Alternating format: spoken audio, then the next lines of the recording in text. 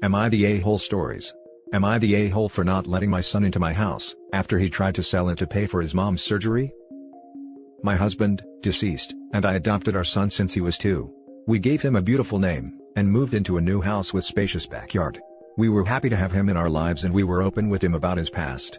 At 4, we told him that he was adopted.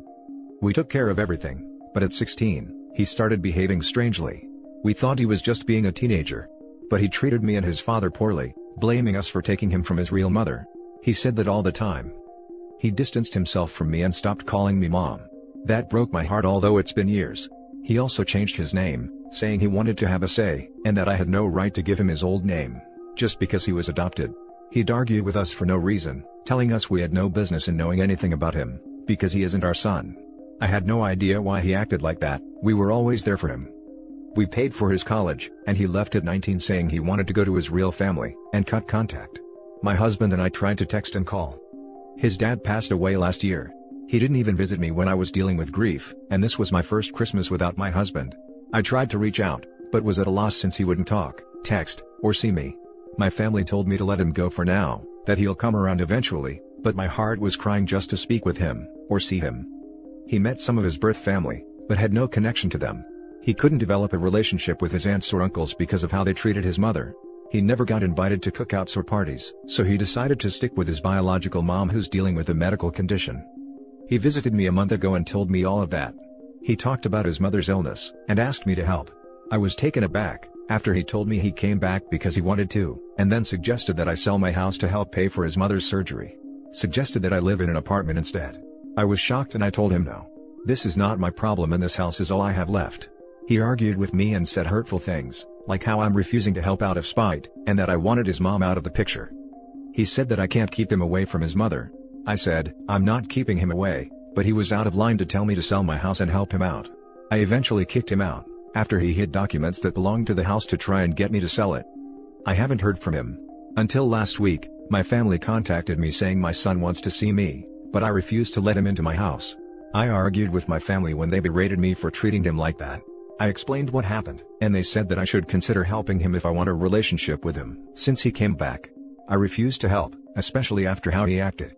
But he's now talking to my family, making it seem it was my fault. Now for the top comments. Not the a-hole. If your family feels so bad for him and his mom, they can sell their homes and help her. How do we know the son's story is even real? Maybe the story about his mom is all BS. Clearly not the a-hole. This part bothers me. I eventually kicked him out, after he hid documents that belonged to the house to try and get me to sell it. Where is the deed to your property? Check with your county property records to be sure that there has not been some sort of title hanky-panky. One of my cousins had her house sold out from under her by her son. Talk to a lawyer about this ASAP. They said that I should consider helping him if I want a relationship with him since he came back. They can help him if they feel that close to someone who abandoned the parents who raised him. Yes. Because everyone outside OP's family knows that he's only back to get the money, and 2 seconds after it's in his hot little hands, he's gone. Not the a-hole. He changed his name and swore you off. Now he demands you to help him after all the ungratefulness? Please do be careful. Desperate people can do some crazy things. I'm not trying to keep him from his mother and I don't know why he keeps saying that, but I told him I'm not responsible for this problem, so he can't expect me to sell my house and help him out. He spent time with his biological family, he saw how they treated him, so I know they won't help, but that's not my problem. What he did hurt me a lot. I can't even be open and talk to him about how I feel. He's changed and I can see it. Now for the next story. Am I the a-hole for reporting my therapist after she disclosed information to my stepmom? I, 20 female, lost my mom in 2018 in a car accident. It was sudden, it was devastating, and I had no one to turn to for support. My dad married my stepmom a year later and I currently live with him preparing for medical school. I have to say, I'm not that excited to start, because I have a lot of unresolved grief and needed to talk. My stepmom has been trying to insert herself as a replacement for my mom, and it's very obvious. She's controlling and gets involved in every single aspect of my life. It makes me uncomfortable. I told my dad that I'll be seeing a therapist, and my stepmom said she'd take care of it. I have been in therapy for 2 months now. However, lately, I noticed my stepmom wanting to talk to me about things that I regularly bring up in therapy to my therapist. She'd bluntly ask questions about things I said in therapy. She at some point offered me money to talk to her. I stopped talking to her. But she started bringing up my mom during dinner. It's not easy to talk about my mom because it's very stressful and causes me to get emotional.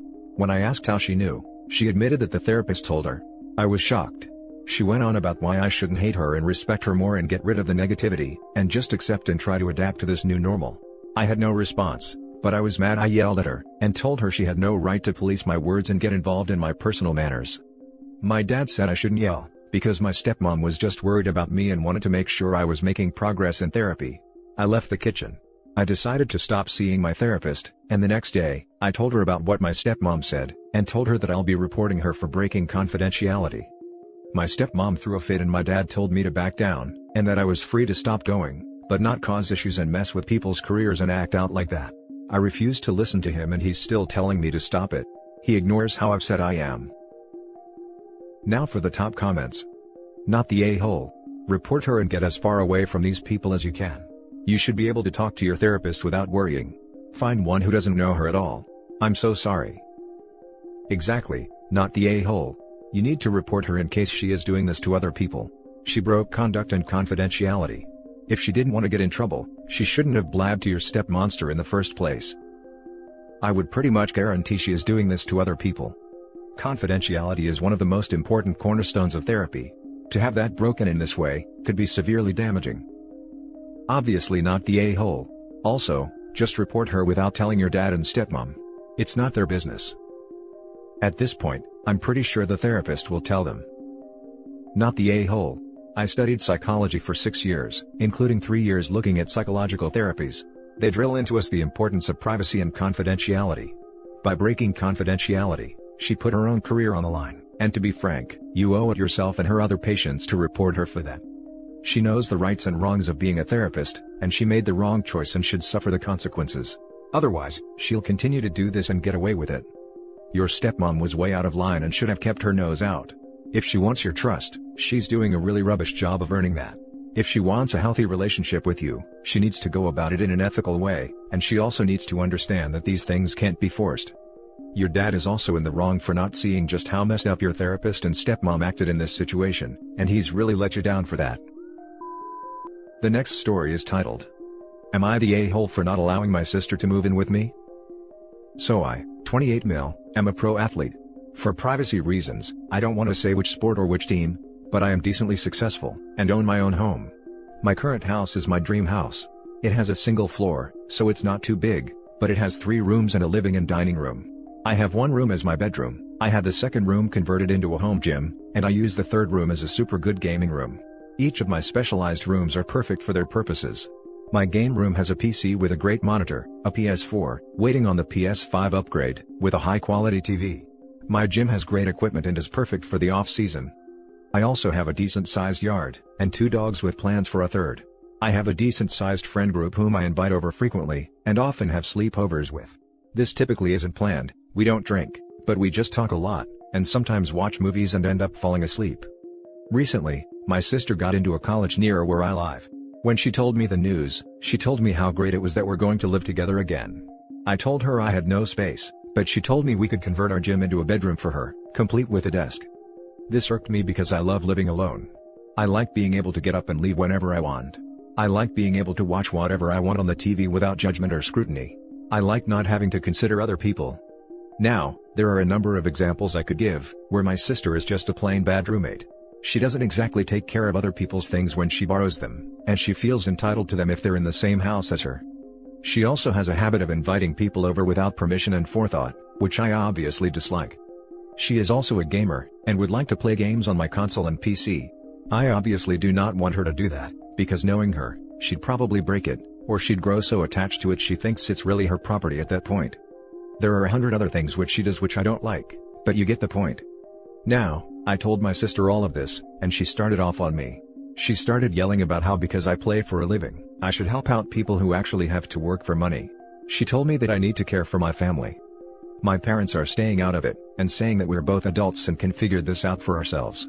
They say if I don't let sis live with me, they'll pay for on-campus lodging, but she'd have to have a roommate, which she doesn't want. Am I the a-hole? Now for the top comments. Not the a-hole.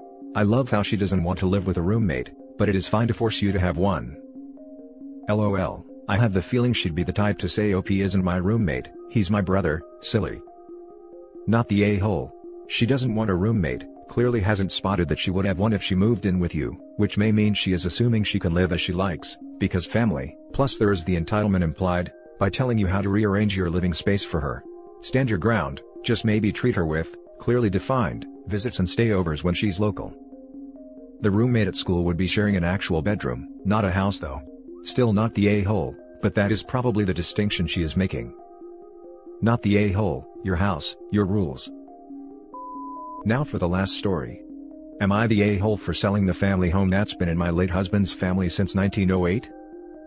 My late husband inherited the family property that's been his family since 1908, when it was built. It's a gorgeous estate with 7 bedrooms and 9 bathrooms, tennis court, in-ground pool, 3 acres of land, horse stables. We've lived in it since my boys were younger, but they are 19, 17, 15, and 13 now. We don't use half the space or amenities anymore. I spend more on upkeep for things we don't use than I do for upkeep on the things we do use. Anyway, when my husband inherited the house, the rest of the family hated us. They accused us of convincing his mom to change the will, but in reality, she changed the will because none of the other kids gave a damn about her. She would have died holding the hand of her living caregiver if we weren't there. Her other kids wouldn't and didn't show up until a few days after she passed, despite living 2 towns over and being told it was their last chance to see her alive. They got over it.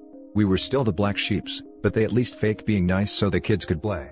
So then, my husband dies 4 years after his mom. After he died, his family cut contact with me and my boys completely. They refused to see my sons if I was going to be around. I don't know why. They blamed me for not letting them see the boys, because I wouldn't leave my own house to let them come over, or drop them off without speaking to someone first. Cut to now, my boys are starting to leave the nest. This house is huge, my joints hurt too much to walk to the other side sometimes. There will be times where a room goes untouched for months at a time. Living in this house was an honor and a blessing, but we truly don't need it anymore. So, like most people who downsize in their later years, I'm looking to sell it. I reached out to let my husband's family know, so they can visit one more time and get any furniture, antiques, or belongings that they didn't get when mother-in-law passed. Boy are they pissed. I also told them they could get the first dibs on buying it before we put it on the market. They were completely insulted, that I would expect them to buy the house. A family friend, childhood friend of my husband's, so he's friendly to all sides, said I'm not wrong for selling, but it ain't right to make them buy their mother's house. I get that, but I feel like this is my son's house, not the family house or my house anymore. The money I make off of the sale will go toward a fund for them to use to buy their own houses one day. Not the a-hole. The house is yours. You are being exceedingly generous in your offer to let them have sentimental items out of it, and offering to let them buy it before selling it elsewhere. Based on their behavior in the past, you owe them nothing. Seriously. So you're what, just supposed to move out and let them have it and buy whatever you can afford with however much you have in the bank? That would be a major favor even if you liked each other, but you basically only, barely, tolerated each other for the sake of the children. That friend is an idiot, and what you're doing is totally fine. Not the a-hole. If your husband's mother wanted it to remain in the family forever, she would have specified that in the will. Can't be done, we have a rule against perpetuities. Not the a-hole, sell the house. You owe your husband's family nothing. Even what you are offering is overly generous. Sell it for the top dollar you can get for it, and find a place suitable for you. And that's it for this video guys. If you have thoughts to share, leave a comment below. Don't forget to hit like and subscribe if you like this content. I'll catch you in the next one. Good day everyone.